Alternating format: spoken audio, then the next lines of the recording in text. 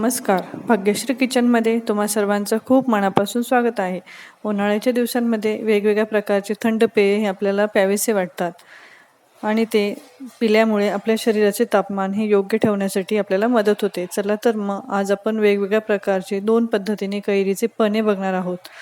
चला तर आता वेळ न घालवता आपण व्हिडिओला सुरुवात करूया. सर्वप्रथम आपण पातेल्यामध्ये पाणी उकळून घेतलेलं आहे. त्यामध्ये मी मोठ्या आकाराच्या 2 कैऱ्या टाकून घेतलेल्या आहे.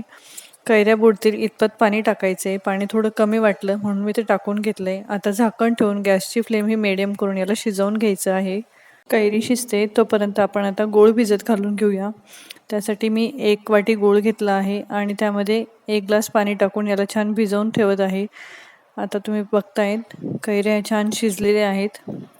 आता ह्या कैऱ्या आपण याच्यातून काढून घेणार आहोत आणि याला थंड करून घ्यायचं आहे. तुम्ही ते बघतायत कैरी छान शिजून फुटलेली देखील आहे. आता या दोन्ही कैऱ्या मी काढून एका प्लेटमध्ये थंड करून घेणार आहे. उरलेला जो गर आहे या पाण्यामध्ये तो देखील मी गाळून काढून घेत आहे. आता या कैऱ्या छान थंड झालेल्या आहे. आपण याचा गर हा चमच्याने किंवा हाताने काढून घ्यायचा आहे. तुम्ही बघतायत गर हा पटकन निघतोय. कैरी छान शिजली की गर हा छान निघतो. ह्या गराचे आता 2 समभाग करून घ्यायचे आहेत, कारण आपण 2 वेगवेगळ्या प्रकारचे पन्हे बघणार आहोत.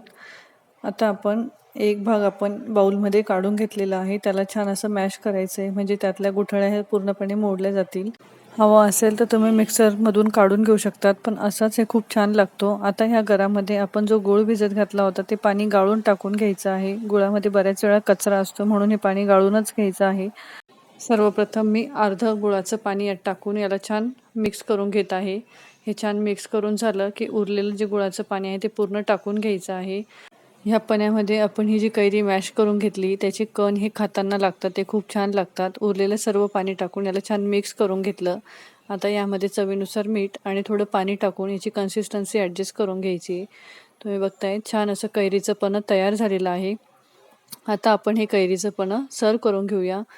ग्लासमध्ये आईस क्यूब टाकून घेतलेली आहे आणि त्यामध्ये आता आपण हे पन्हं टाकून घेणार आहोत. तुम्हाला आईस क्यूब नको असतील तर हे पन्हं तुम्ही फ्रीजमध्ये ठेवून थंड करून पिऊ शकतात. अशा पद्धतीने कैरीचं पन्हं छान पिण्यासाठी तयार झालेलं आहे.